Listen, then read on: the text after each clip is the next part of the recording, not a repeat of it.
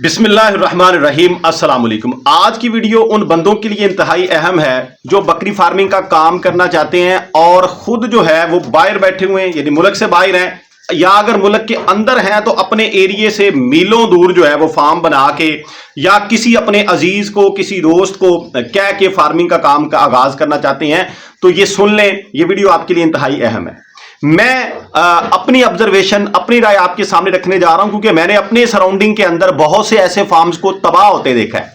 क्यों तबाह होते हैं, क्यों नुकसान में जाते हैं, वो चीजें आपके सामने रखूंगा, वो नुकात निकाल के निचोड़ आपके सामने रखूंगा।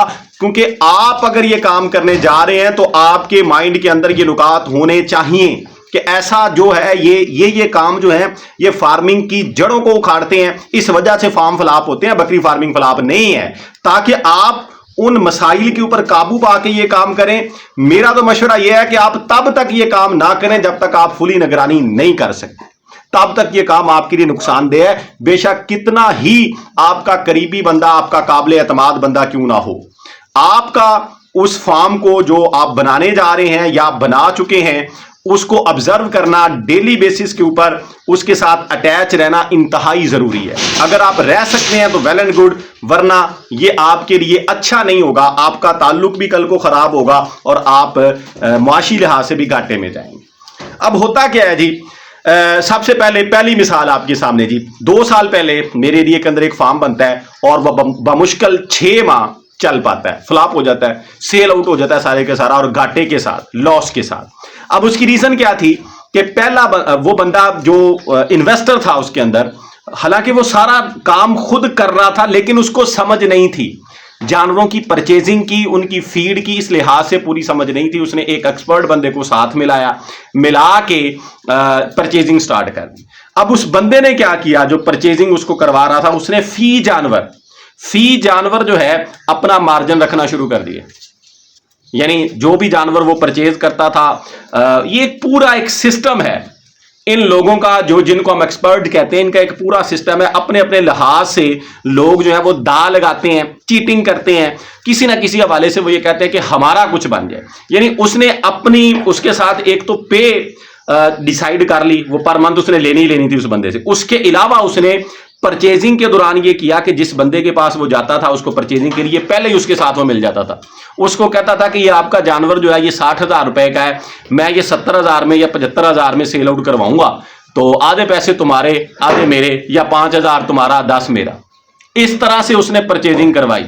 ये मैं सिर्फ आपको एक छोटी सी एग्जांपल दे रहा हूं, बड़े बड़े घापे भी हुए उसके अंदर। यानी 70 80 हजार वाली चीज जो है वो 1,30,30 हजार में, 1,20,20 हजार में, इस तरीके कार से भी वो खरीदी गई। तो बुनियाद, जिस काम की बुनियाद चीटिंग के ऊपर होगी और आपकी खरीदारी महंगी होगी, आप खुद सोचें कि आप जो है उससे प्रॉफिट क्या अर्न करेंगे। आपने जब आगाज किया, जब स्टार्ट किया, तभी आपने घाटे की बुनियाद रख दी। तो पहली चीज तो यह है कि आपका परचेजिंग के हवाले से कम से कम 90% एक्सपर्ट होना इंतहाई जरूरी है, ताकि आपको कीमतों का अंदाजा हो। अकेले पैसे का होना जरूरी नहीं है। अब एक और दूसरी एग्जांपल, अब हुआ क्या जी, वो फार्म जो है 6 माह चला, यानी वो परचेजिंग बहुत थी महंगी थी, उसके बाद जो फीडिंग कॉस्ट थी उसके अंदर भी यही हुआ, जो भी मेडिसिन दी जाती थी, जो भी चीजें थी, उनके अंदर ये घपले होते रहे। जब हिसाब किताब की बारी आई तो वो काम जो है ठीक तरीके से उस बंदे की समझ में नहीं आया। उसने जब सेल आउट करना चाहा, औने पौने दामों में वो सेल आउट भी करनी पड़ी, यानी घाटा खा के घर को गए। इन्वेस्टर्स जो होते हैं, पैसे वाले बंदे जो होते हैं, वो ये सोच रहे होते हैं कि हम ये पैसे लगाएंगे, 6 माह या साल के बाद हमें इतने पैसे बचेंगे। एक तो बकरी फार्मिंग के अंदर ऐसा नहीं होता। दूसरा ये नुकता आपको बता दिया है कि जब आपको कट लग रहे होंगे, जगह जगह के ऊपर जो है आपको डैमेज किया जा रहा होगा, तो फिर ये काम मुनाफा नहीं देगा। दूसरी चीज ये है कि एक बंदा जो है वो बाहर बैठा है, ये मिसाल भी ध्यान से सुन लें, ओवरसीज जो है, कि बंदा बाहर बैठा हुआ, उसने अपने एक करीबी बंदे को यहां पे कहा कि आप सिस्टम का आगाज करें, उसके साथ पे जो है वो डिसाइड कर ली कि आपको पर मंथ इतनी पे मिलेगी। उसके अलावा अखराजात सारे किए, फार्म को डेवलप किया, बिल्डिंग बनाई, चारा वगैरह की खरीदारी शुरू होगी, सारा कुछ हो गया। जानवर जितने खरीदने थे, 15 थे, 20 थे, 30 थे, यानी छोटे लेवल से। जो पहला मैंने आपको बताया, उस बंदे ने परचेजिंग की थी 25 से 30 जानवरों की, ये उससे कम है, 15 से 20 जानवर थे। तो 1 साल के बाद, यानी 1 साल ये फार्म चला, अभी चल रहा है, लेकिन सूरत हाल जो है वो इंतहाई खतरनाक है, अलार्मिंग है। यानी जानवरों की हालत काबिल रहम है अखराजात के बावजूद है। पे पर मंथ उस बंदे को मिल रही है। उसके अलावा जो फीड जानवरों की परचेज की जाती है, एक दफा परचेज कर ली, उसके पैसे बाहर बैठे हुए बंदे ने पे आउट कर दिए। अब वो जो इधर है उसमें से वो चीजें जो है वो दा लगाता है, कभी मेडिसिन में जो है वो, इसमें हर बंदा, देखें हम नाम के मुसलमान हैं, इसमें बहुत से बंदे जो हैं वो इन्वॉल्व होते हैं। जिस बंदे से चीज खरीदी जाती है वो जाली बिल बना के देता है जी, उसको जाली बिल बनते हैं। यानी चीज 10,000 की है, 20,000 का बिल बन गया, चीज 30,000 की है, 50,000 का, 60,000 का बिल बन गया। फिर वो चीजें जब घर चली गई, वहां से अगर कोई बंदा मांग लेता है कि मुझे चारा जो है मैंने लेना है, थोड़ा चाहिए, छोटा फार्मर है, 10 मन चाहिए, 5 मन चाहिए, तो वो वहां से सेल आउट हो रहा है और पैसे उस बंदे की जेब में जा रहे हैं, बाहर बैठे बंदे को पता ही नहीं। ये सूरत हाल, इस तरह की सूरत हाल में वो फार्म कैसे सरवाइव करेगा? वो जो जानवरों का वंडा तैयार किया जाता है, वो उसकी एक जो कॉस्ट है वो सामने आ गई। तैयार करने के बाद वो जानवरों के ऊपर इस्तेमाल ही नहीं हो रहा, खुराक इस्तेमाल ही नहीं हो रही, वो सेल आउट होकर कहीं और जा रही है। जानवरों की अलार्मिंग सिचुएशन, वीक, बीमारियों का, कमजोर जानवर के ऊपर बीमारी अटैक करती है। सेहतमंद जानवर जो है वो सरवाइव कर जाता है। वो जानवर बहुत से उसमें से मर भी गए हैं, जो बचे हुए हैं वो भी काबिल रहम है, और वो फार्म ज्यादा देर नहीं चल पाएगा। इस तरह की सूरत हाल जो है वो ज्यादा देर नहीं चल पाती होती, क्योंकि घपले जो है वो बुनियादों को हिला देते हैं, वो तबाह कर देते हैं, बर्बाद कर देते हैं। वो कोई भी काम हो, कोई दुकान हो, कोई ट्रेडिंग हो, कोई तिजारत हो, चाहे वो फार्मिंग हो, किसी भी काम का, वो उसकी जड़ जो है वो काट देते। जब जड़ ही नहीं होगी तो ऊपर उसके वो पौधा, वो तना, वो शजर कैसे एक फ्रूटिंग हमें दे सकता है? कतअन नहीं दे सकता। फिर इसके बाद ये दोनों चीजें अपने माइंड के अंदर रखनी है कि किस तरह की सूरत हाल ये हो रही। इसके बाद फर्ज कर लिया कि बंदा आपको काबिल एतमाद रियल में मिल गया, यानी आपका रियल ब्रदर, आपका कोई करीबी दोस्त, इस तरह का कि जो आपके ऊपर जान निछावर करता है, ये समझ ले कि आप खुद ही मौजूद हैं। अब काम जब ये करना है तो उसका एक्सपर्ट होना जरूरी है। आपने काबिल एतमाद बंदा तो ढूंढ के बिठा लिया, ये तीसरी एग्जांपल है, लेकिन उस बंदे को बकरी फार्मिंग की समझ नहीं है, वो किसी और काम का एक्सपर्ट था, या आपने उसको कहा कि मुझे शौक है जी, मैंने जो है 3-4 साल तक बाहर से मुल्क के अंदर आ जाना है, तब तक ये फार्म रन हो जाएगा तो मेरी ये सेटलमेंट हो जाएगी। ये तीसरी एग्जांपल है जी, बंदा बाहर मौजूद है, उसने यहां पे फार्म बनाया, सारी चीजें स्मूथली चलती गई, लेकिन बकरी फार्मिंग की समझ ना होने की वजह से उसने आगे मुलाजम रखे, वर्कर रखे।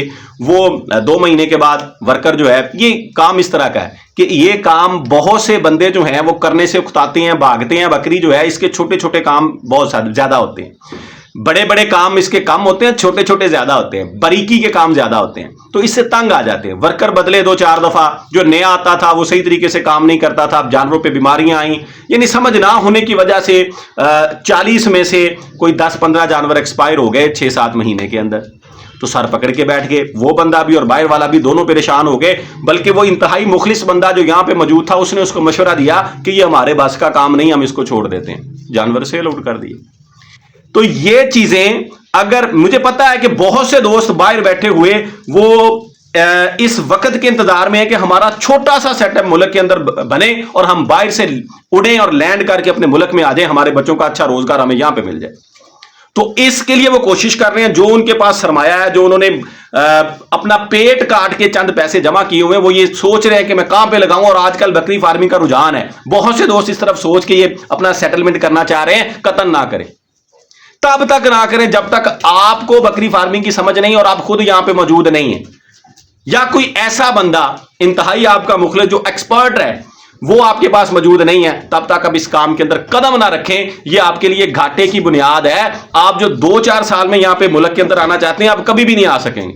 देखिए, एक बंदे के पास, उसने अपना पेट काट के, मेहनत करके, मजदूरियां करके, धक्के खा के दियारे गैर में, मुल्क से बाहर वो पैसे जमा किए, वो जब उसके तबाह बर्बाद हो जाएंगे, जाया हो जाएंगे, तो वो किस मुंह के साथ यहां पे आएगा? नहीं आ सकेगा। वो दोबारा मेहनत करेगा बेचारा, वहां पे दोबारा से कोशिश करेगा, जीरो पे चला जाएगा, दोबारा वो पैसे जोड़ना शुरू करेगा ताकि मेरा मुस्तकबिल जो है, मेरे बच्चों का मुस्तकबिल जो है वो सेव हो सके।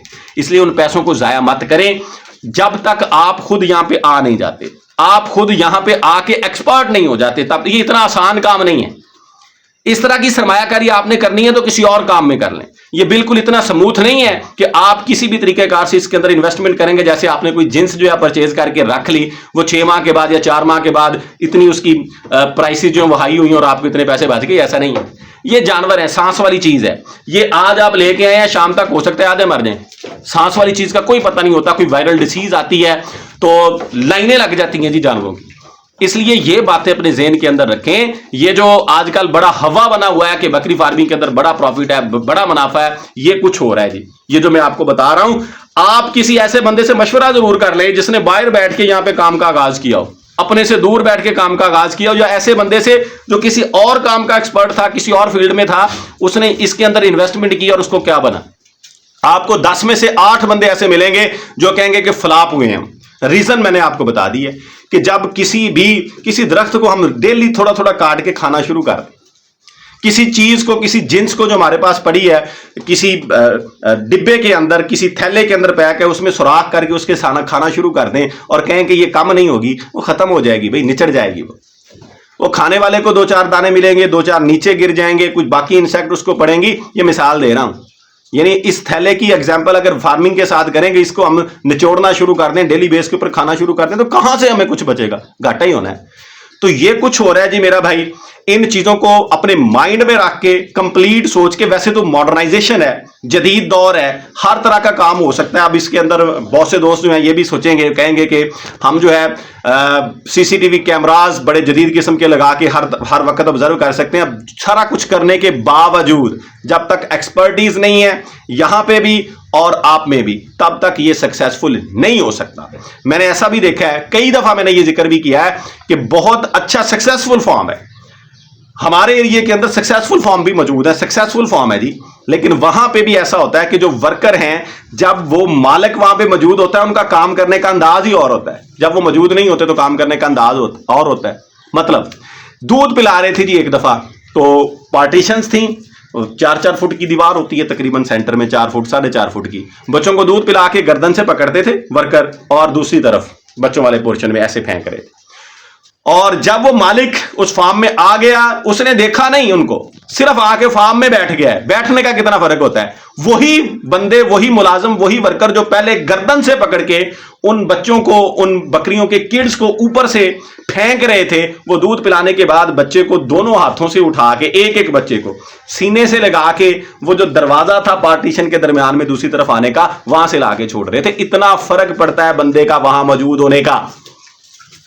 ये कह लें कि की ऑफ सक्सेस है इस फार्मिंग के अंदर, आपका वहां पे मौजूद होना, ऑब्जर्व करना, अटैच रहना साथ। इसके बगैर सक्सेस पॉसिबल नहीं है। तो मेरा मशवरा आपको यही है कि जब तक आप खुद इन्वॉल्व नहीं है, तब तक इस काम के अंदर, इस समंदर के अंदर छलांग ना लगाएं। बड़ा वसी ये काम है, लेकिन आसान नहीं है। दुआ में याद रखिएगा। फी अमानिल्लाह, अल्लाह हाफिज।